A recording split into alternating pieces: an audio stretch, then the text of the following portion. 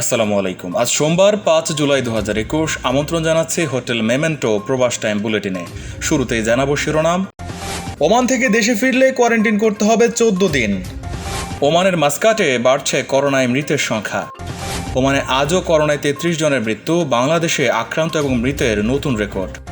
Corona মহামারীর মধ্যেও প্রবাসীদের পাঠানো রেমিটেন্সে নতুন রেকর্ড।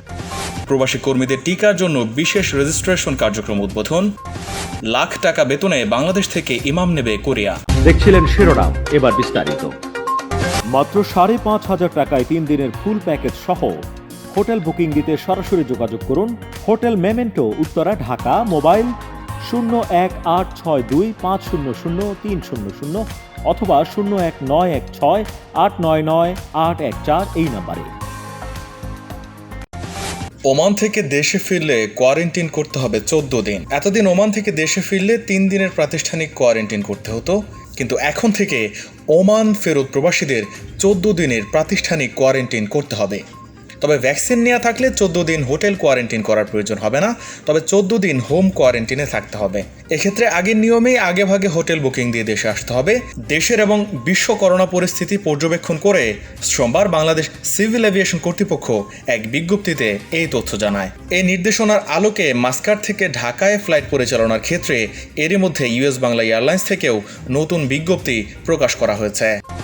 ওমানে বেড়েই চলেছে করোনা সংক্রমণ ও মৃত্যুর সংখ্যা। তবে দেশটির রাজধানী মাস্কাটে মৃত্যুর নতুন রেকর্ড হয়েছে ৫৪ জন।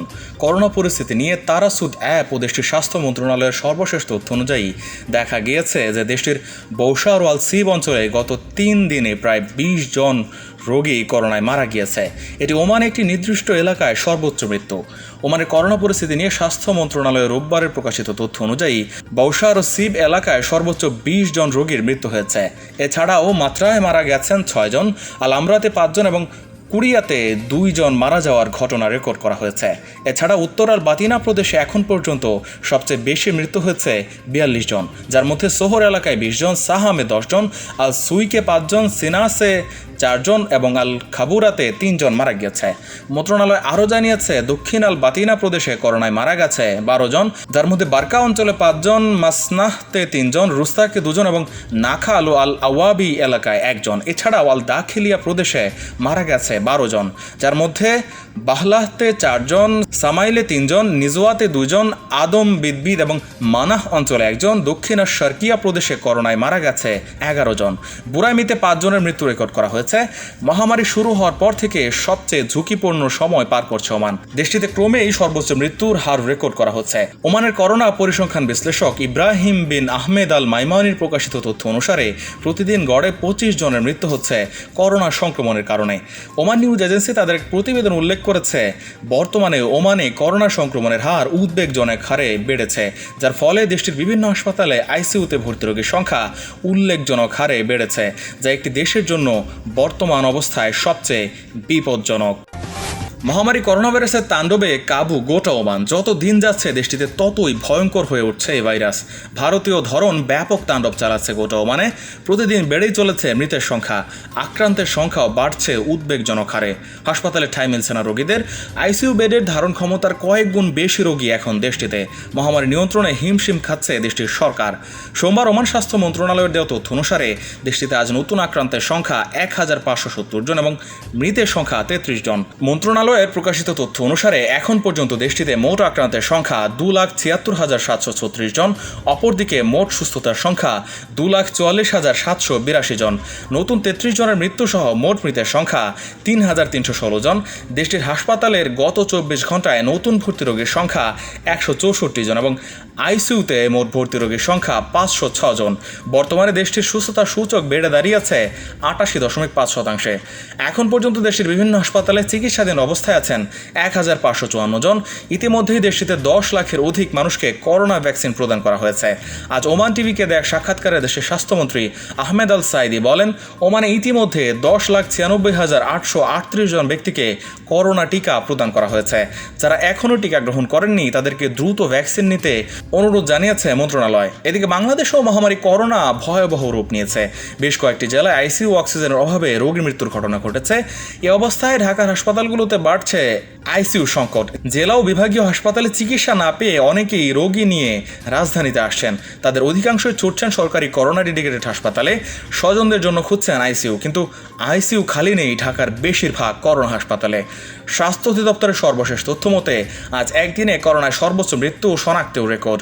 গত 24 ঘন্টায় করোনা ভাইরাসে আক্রান্ত হয়ে আরও 164 জনের মৃত্যু হয়েছে, যা দেশে একদিনে মৃত্যুর সর্বোচ্চ রেকর্ড। এ পর্যন্ত করোনায় দেশে মোট মৃত্যু হয়েছে 15,229 জনের। এর আগে গতকালই একদিনে সর্বাধিক 153 জন মারা যাওয়ার রেকর্ড হয়েছিল। এছাড়া কয়েকদিন ধরে প্রতিদিনই মৃত্যুর নতুন রেকর্ড হচ্ছে। গত 1 জুলাই 143, 2 জুলাই 132, 3 জুলাই 134 জনের মৃত্যু হয়। বর্তমানে রাজধানীর 5টি হাসপাতালে কোনো আইসিইউ শয্যা খালি নেই। এছাড়া 3টিতে আইসিইউ শয্যার কোনো ব্যবস্থাই নেই। এমত অবস্থায় সবাইকে স্বাস্থ্যবিধি মেনে চলতে অনুরোধ জানিয়েছে মন্ত্রণালয়। করোনা মহামারীতে আমদানি রফতানি তেমন চাঙ্গা না থাকলেও প্রবাসী বাংলাদেশিরা রেমিটেন্স পাঠানো অব্যাহত রেখেছেন। ফলে 2020-21 অর্থ বছরে দেশে রেকর্ড 2,477 কোটি 77 লাখ মার্কিন ডলার রেমিটেন্স এসেছে, যা আগের অর্থ বছরের চেয়ে 36.10% বেশি। বাংলাদেশে মুদ্রায় রেমিটেন্সের পরিমাণ 2,10,610 কোটি টাকার বেশি। এর আগে কোনো অর্থ বছরে এত পরিমাণ রেমিটেন্স আসেনি বাংলাদেশে। সোমবার বাংলাদেশ ব্যাংকের প্রকাশিত প্রতিবেদন থেকে এই তথ্য জানা গেছে। খাত সংশ্লিষ্টরা বলছেন, সরকারের নগদ প্রণোদনা ও করোনায় বিদেশ ভ্রমণ নিয়ন্ত্রণের কারণে অপ্রাতিষ্ঠানিক খাত থেকে বৈধ চ্যানেলের রেমিটেন্স বেশি আসছে। পাশাপাশি মহামারীতে এক ধরনের অনিশ্চয়তার কারণে প্রবাসীরা জমানো টাকা দেশে পাঠিয়ে দিচ্ছেন। সব মিলিয়ে রেমিটেন্স প্রবাহ বেড়েছে। রেমিটেন্স বাড়ার প্রসঙ্গে সাবেক তত্ত্বাবধায়ক সরকারের অর্থ উপদেষ্টা এবি মির্জা আজিজুল ইসলাম বলেন, করোনা মহামারীর বর্তমান পরিস্থিতিতে আমি মনে করি বিশেষ 3টি কারণে রেমিটেন্স বেশি পাঠাচ্ছেন প্রবাসী বাংলাদেশিরা। এর মধ্যে প্রথমটি হলো মহামারীতে অনেক প্রবাসী কাজ হারিয়েছেন, আবার অনেকের কাজ হারানোর সম্ভাবনা আছে, তাই তাদের সঞ্চিত অর্থ যা ছিল তা দেশে পাঠিয়ে দিয়েছেন। দ্বিতীয়ত হচ্ছে সরকারের পক্ষ থেকে 2% নগদ প্রণোদনা দেওয়া হচ্ছে, যার ফলে অনেকে হুন্ডি না করে বৈধ বা ব্যাংকিং চ্যানেলে টাকা পাঠাচ্ছেন। এছাড়া করোনার কারণে বিদেশে যাতায়াত কমে গেছে, ফলে বাধ্য হয়ে আনুষ্ঠানিক চ্যানেলে অর্থ পাঠাতে বাধ্য হচ্ছেন প্রবাসীরা। এসব কারণে রেমিটেন্স বেড়েছে। তবে এটি ধরে রাখতে হলে বেশ কিছু পদক্ষেপ নিতে হবে জানিয়ে এই অর্থনীতিবিদ সরকারের উদ্দেশ্যে বলেন, এখনও আমরা যেসব দেশে লোক পাঠাই সেখানকার অবস্থার যদি উন্নতি না হয় তাহলে আগামীতে সেখানে প্রবাসী আয় কমে যাবে। তাই দক্ষ শ্রমিক পাঠানোর উপর জোর দিতে হবে, যাতে প্রবাসী শ্রমিকরা বেশি টাকা আয় করতে পারেন। পাশাপাশি বিদেশে শ্রমিকদের নিরাপত্তায় আমাদের কূটনৈতিক যোগাযোগ বাড়াতে হবে। বাংলাদেশে কার্যরত ব্যাংকগুলোর মধ্যে গত অর্থ বছরে একক ব্যাংক হিসেবে সবচেয়ে বেশি রেমিটেন্স এসেছে বেসরকারি ইসলামী ব্যাংক বাংলাদেশ লিমিটেডে। ব্যাংকটিতে 745 কোটি 76 লাখ ডলার রেমিটেন্স পাঠিয়েছেন প্রবাসীরা।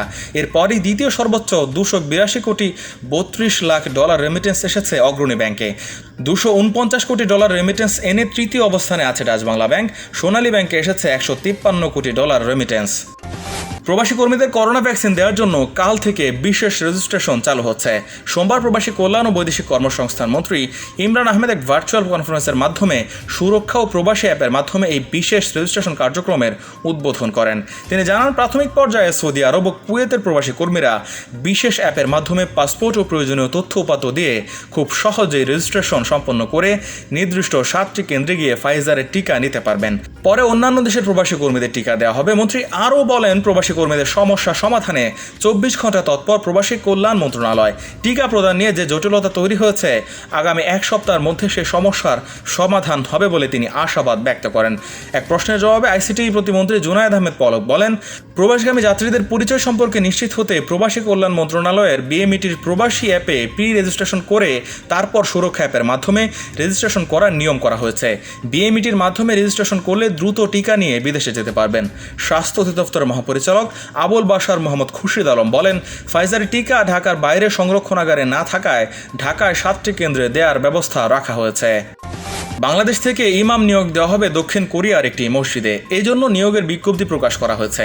দক্ষিণ কোরিয়ার খাপ্পাই মসজিদ ও ইসলামিক সেন্টারে নিয়োগ বিজ্ঞপ্তি প্রকাশ করে। বিজ্ঞপ্তিতে বলা হয়েছে, শিক্ষাগত যোগ্যতা থাকলে কামিল অথবা দাওরা হাদিস বা সমমান মুফতি, মাওলানা অথবা কোরআনে হাফেজ হলে অগ্রাধিকার দেওয়া হবে। বিশেষ যোগ্যতা হিসেবে আরবি, বাংলা, ইংরেজি ও উর্দু ভাষায় দক্ষতা ও বিশুদ্ধ কোরআন তেলাওয়াত হলে অগ্রাধিকার দেওয়া হবে।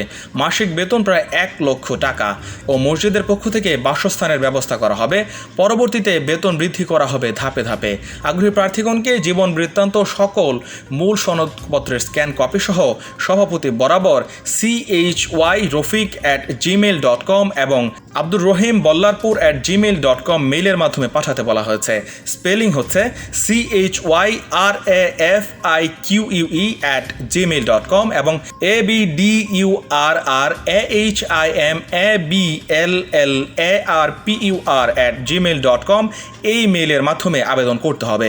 15 জুলাই 2021 ইংরেজি তারিখের মধ্যে এই আবেদন করতে হবে। এছাড়া বাংলাদেশ সময় সন্ধ্যা 7টা থেকে 8টার মধ্যে 820105916864 এই নম্বরে যোগাযোগ করতে হবে। খাপ্পায় মসজিদ ও ইসলামিক সেন্টার সূত্রে জানা গেছে, প্রাথমিক নির্বাচিতগণকে অনলাইনে ইন্টারভিউ নেওয়া হবে। মসজিদ কমিটির সদস্য রফিক আহমেদ চৌধুরী নিয়োগ সম্পর্কে বলেন, আমাদের আগে ফান্ডিং সমস্যা ছিল, কিন্তু এখন সেই সমস্যা নেই। গত 13 বছর ধরে মাসাল্লা ছিল অস্থায়ী।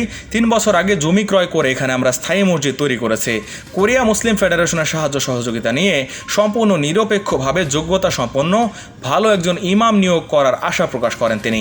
মসজিদ কমিটির সদস্য মোহাম্মদ ইফতেখার বলেন, ইমাম হিসেবে যিনি নিয়োগ পাবেন তিনি প্রথমে আসবেন এবং বছরখানেক পরে পরিবার নিয়ে আসতে পারবেন। জানা যায় এই মসজিদে প্রায় 400 জন মুসল্লি হয় ঈদের জামাতে। মসজিদ কমিটিতে বাংলাদেশি সহ আফগানিস্তান ও কাজাখস্তানের সদস্যরাও রয়েছেন। এছাড়া পাকিস্তানি, শ্রীলঙ্কা, উজবেকিস্তান, ইন্দোনেশিয়া সহ আরও বিশ্বের বিভিন্ন দেশের মুসলিম সম্প্রদায়ের লোকজন এখানে নামাজ আদায় করে থাকে।